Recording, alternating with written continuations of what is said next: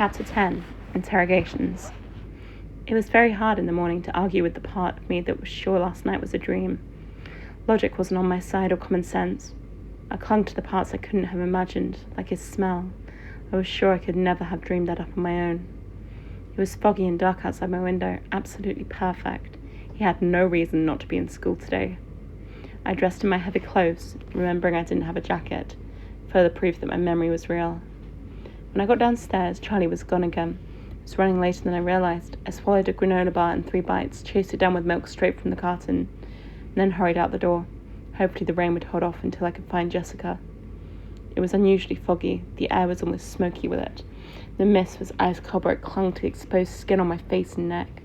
I couldn't wait to get the heat going in my truck.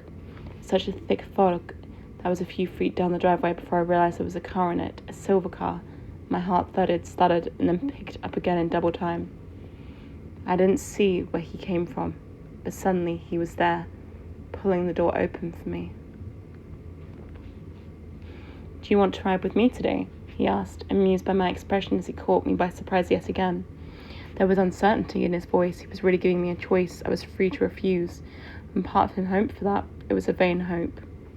"Yes, thank you," I said, trying to keep my voice calm. As I stepped into the warm car, I noticed his tan jacket was slung over the headrest of the passenger seat. The door closed behind me, and sooner than should be possible, he was sitting next to me, starting the car. "I bought the jacket for you. I didn't want you to get sick or something." His voice was guarded. I noticed that he wore no jacket himself, just a light grey knit V-neck shirt with long sleeves. Again, the fabric clung to his perfectly muscled chest. It was a colossal tribute to his face that kept my eyes away from his body. "I'm not quite that delicate," I said, but I pulled the jacket onto my lap, pushing my arms through the 2 long sleeves, curious to see if the scent could possibly be as good as I remembered. It was better. "Aren't you?" he contradicted in a voice so low I wasn't sure if he meant for me to hear. We drove through the fog-shrouded streets, always too fast, feeling awkward. I was, at least. Last night, all the walls were down, almost all. I didn't know if we were still being as candid today. It left me tongue-tied. I waited for him to speak. He turned to smack at me.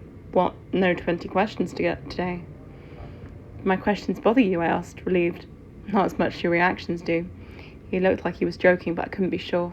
I frowned. "Do I react badly?" "No, that's the problem. You take everything so coolly, it's unnatural. It makes me wonder what you're really thinking." "I always tell you what I'm really thinking." "You edit," he accused. "Not very much. Enough to drive me insane." "You don't want to hear it," I mumbled, almost whispered. As soon as the words were out, I regretted them. The pain in my voice was very faint. I could only hope he hadn't noticed it. He didn't respond, and I wondered if I'd ruined the mood. His face was unreadable as we drove into the school parking lot. Something occurred to me belatedly. "Where's the rest of your family?" I asked, more than glad to be alone with him, but remembering that his car was usually full. They took Rosalie's car. He shrugged as he parked next to a glossy red convertible with the top up. "Ostentatious, isn't it?" Wow, I breathed. "If she has that, why does she ride with you?" "Like I said, it's ostentatious. We try to blend in." "You don't succeed." I laughed and shook my head as we got out of the car. I wasn't late anymore. His lunatic driving had gotten me to school in plenty of time. So why did Rosalie drive today if it's more conspicuous? "Haven't you noticed? I'm breaking all the rules now." He met me at the front of the car, staying very close to my side as we walked into the campus. I wanted to close that little distance to reach out and touch him, but I was afraid he wouldn't like me to. "Why do you have cars like that?" "Oh, I wanted allowed if you're looking for privacy." "An indulgence," he admitted with an impish smile. "You'll like to drive fast." "Figures," I muttered under my breath.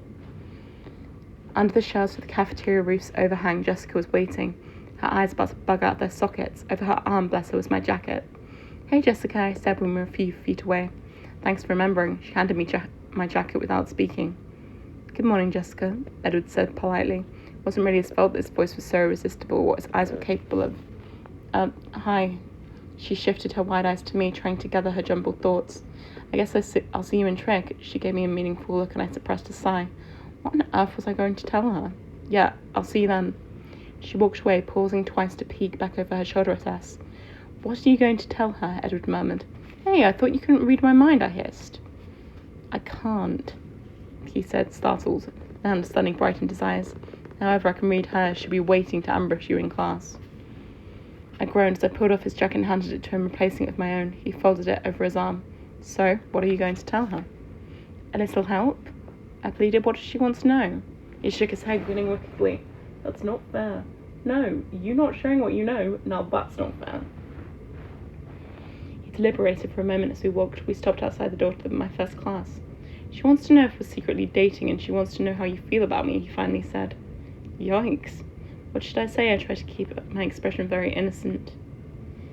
People were passing us on the way to class, probably staring, but I was barely aware of them.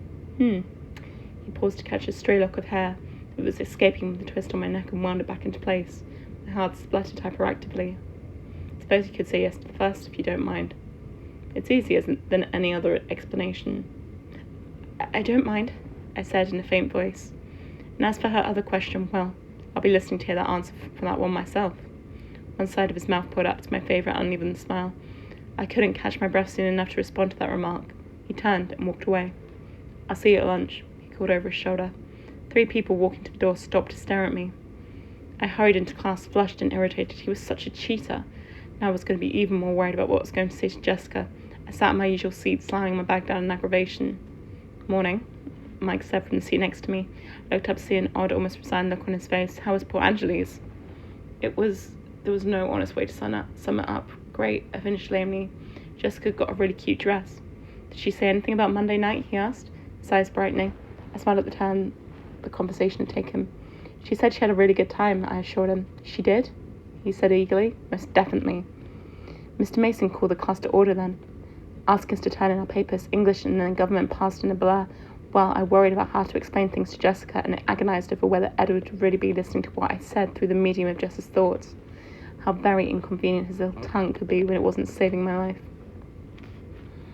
The fog had almost dissolved by the end of the second hour, but the day was still dark with low oppression clouds. I smiled up at the sky. Edward was right, of course. When I walked into Trade, Jessica was sitting at the back row, nearly bouncing off her seat in agitation.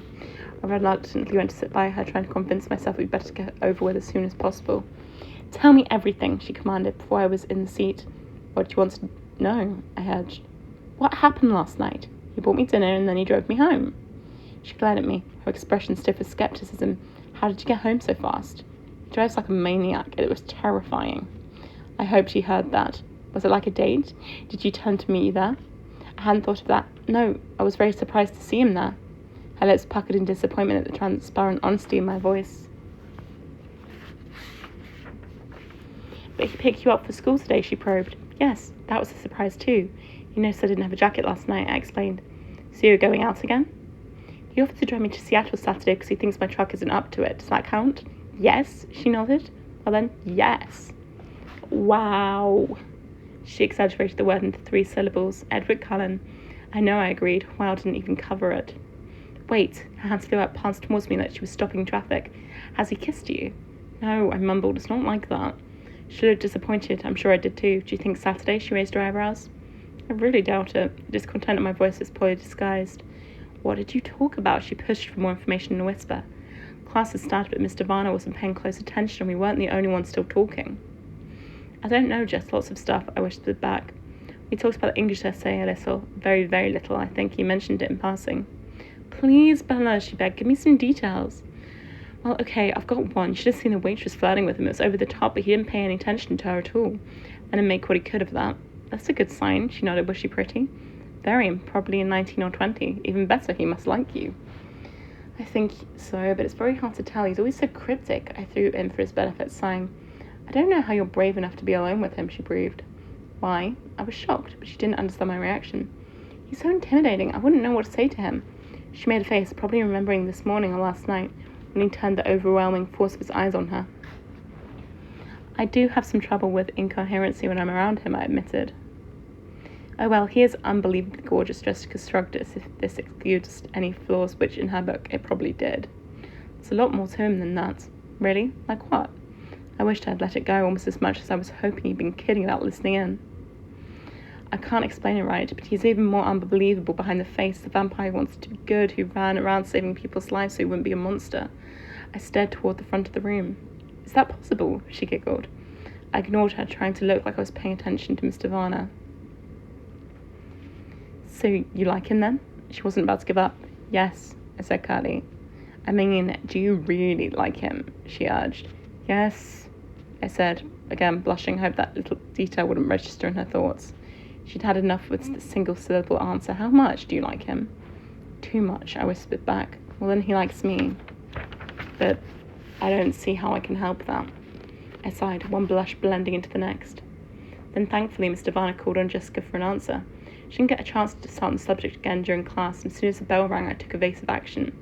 In English, Mike asked me if you said anything about Monday night, I told her. You're kidding, what did you say? She gasped, completely sidetracked. I told him you said you had a lot of fun and he looked pleased. Tell me exactly what he said and your exact answer.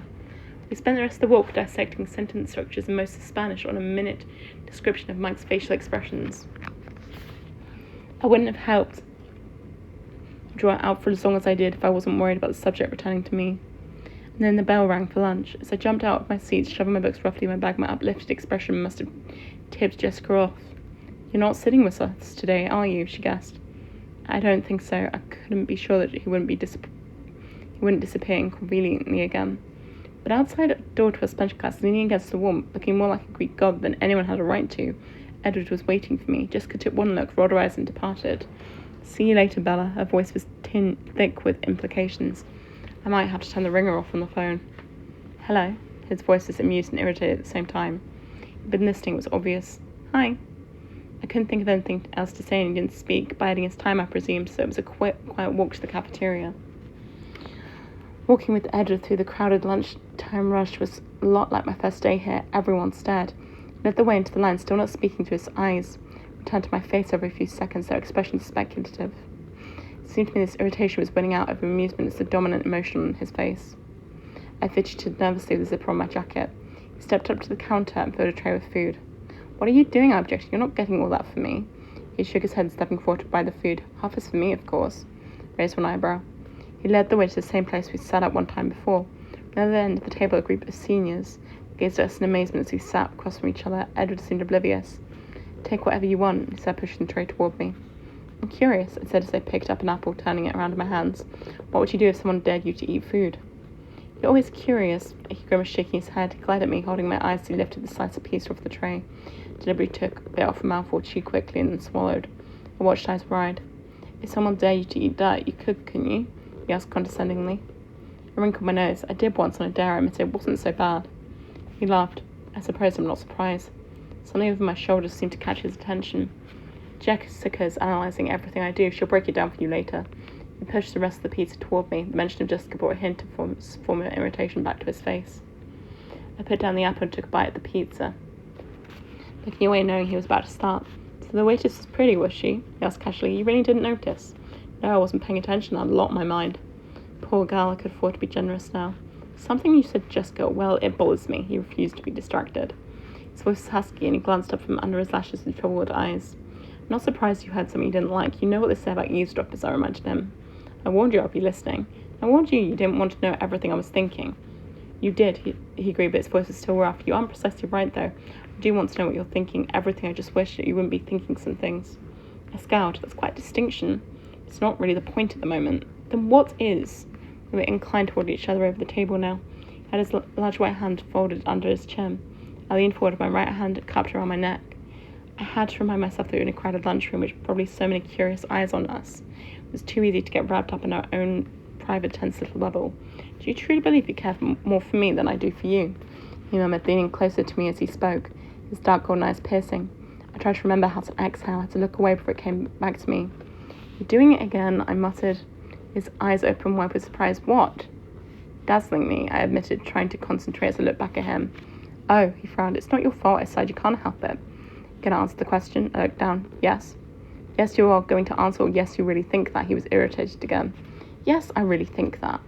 I kept my eyes down on the table, my eyes tracing the pattern of the faux grains printed on the laminate. The silence dragged on. I stubbornly refused to be the first to break it this time, fighting hard against the temptation to pique its expression. Finally he spoke, his voice velvet soft. You're wrong. I glanced up to see his eyes were gentle. You can't know that, I disagreed in a whisper. I shook my head in doubt, though my heart throbbed at his words. I wanted so badly to believe them.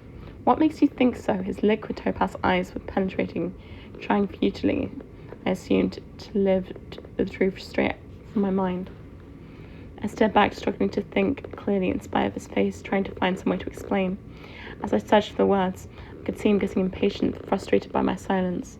He started to scowl. I lifted my hand from my neck and held up one finger. "Let me think," I insisted. His expression cleared. Now that he was satisfied that I was planning to answer, I dropped my hand to the table, moving my left hand so that the palms were pressed together. I stared at my hands, twisting and untwisting my fingers as I finally spoke. Well, aside from the obvious sometimes, I hesitated. I can't be sure. I don't know how to read minds. But sometimes it seems like you're trying to say goodbye when you're saying something else. That was the best I could sum up the sensation of anguish that his words triggered in me at times. "Perceptive," he whispered. There was anguish again, surfacing as he confirmed my fear. "That's exactly why you're wrong, though." He began to explain, but his eyes narrowed. "What do you mean the obvious?" "Well, look at me," I said unnecessarily, as he was already staring. "I'm absolutely ordinary, well, except for bad things like near-death experiences and being so clumsy that I'm almost disabled. And look at you." I waved my hand toward him, in all his bewildering perfection. His brow creased angrily for a moment and smoothed as his eyes took a knowing look. "You don't see yourself very clearly, you know. I make you dead on about the bad things." He chuckled blankly. "But you didn't hear what every human male in the school was thinking on your first day." I blinked, astonished. "I don't believe it," I mumbled to myself. "Trust me just this once, you are the opposite of ordinary." My embarrassment was much stronger than my pleasure at the look that came to his eyes when he said this. I quickly reminded him of his original argument. "But I'm not saying goodbye," I pointed out.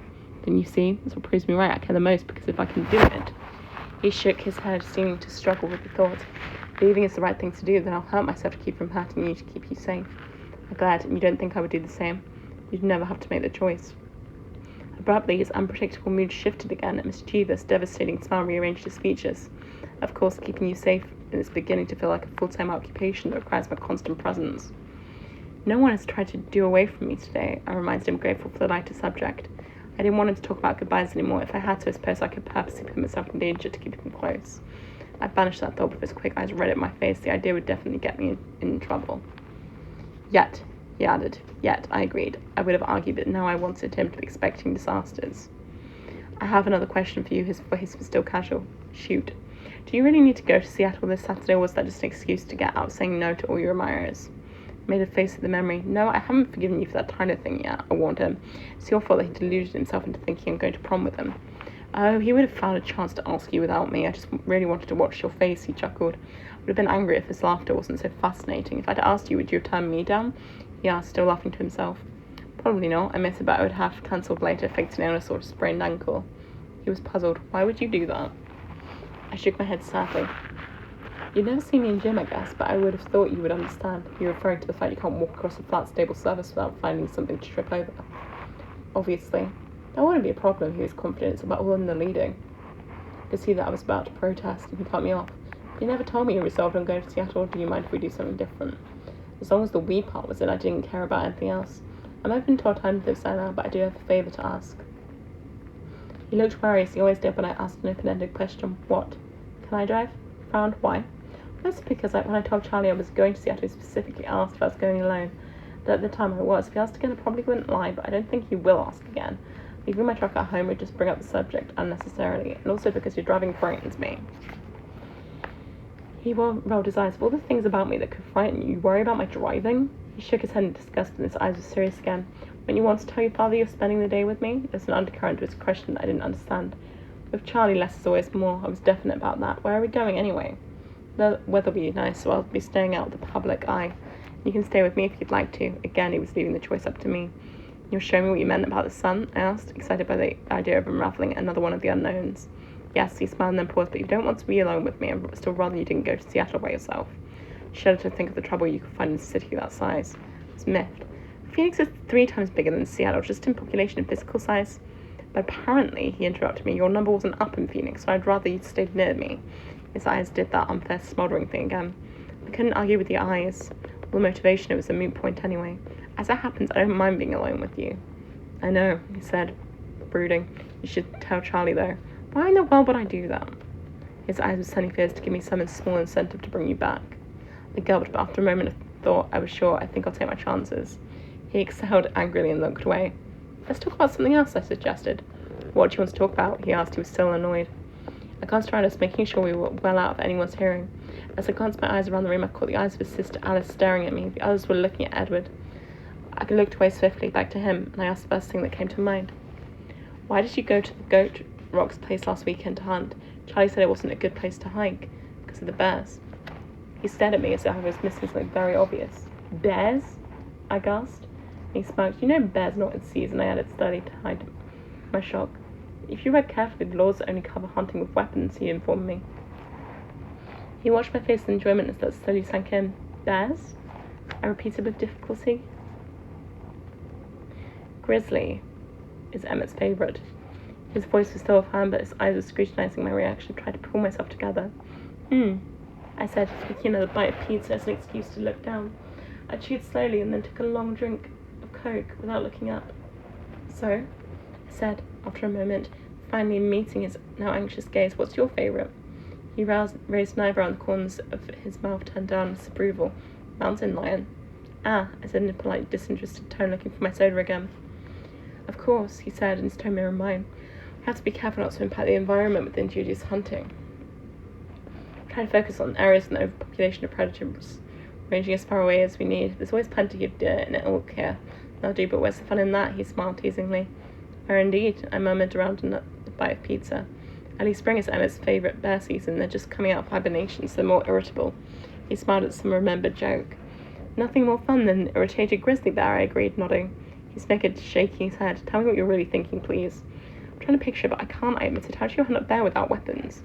Oh, we have weapons. He flashed his bright teeth in a brief smile. I fell back a shiver before it could expose me. It's not the kind they consider when writing hunting laws. If you've ever seen a bear attack on television, you should be able to visualize Emmett hunting. I couldn't stop the next shiver that flashed down my spine. I peeked across the cafeteria towards Emmett, grateful that he wasn't looking my way. The big bands of muscle that wrapped his arms and torso were somehow even more menacing now. Edward followed my gaze and chuckled. I stared at him, unnerved. You like a bear too? I asked in a low voice. More like a lion, or so they tell me. He said lightly, perhaps our preferences are indicative. I tried to smile. Perhaps, I repeated. My mind was filled with opposing images that couldn't merge together. Is that something I might get to see? Absolutely not. His face turned even whiter than usual, and his eyes were suddenly furious. I leaned back, stunned, and though I'd never admitted it to him, frightened by his reaction. He leaned back as well, folding his arms across his chest. Too scary for me? I asked when I could control my voice again. If that were it, I would take you out tonight, he said, his voice cutting. You need a healthy dose of fear, and nothing could be more beneficial for you. And why? I pressed, trying to ignore his angry expression. He glared at me for a long time. Later, he finally said. He was on his feet in one little movement. Going to be late. I glanced around, startled to see that he was right and the cafeteria was nearly vacant. When I was with him, the time and the place was such a muddled blur that I completely lost track of both. I jumped up, grabbing my bag from the back of the chair. Later, I agreed, and I wouldn't forget.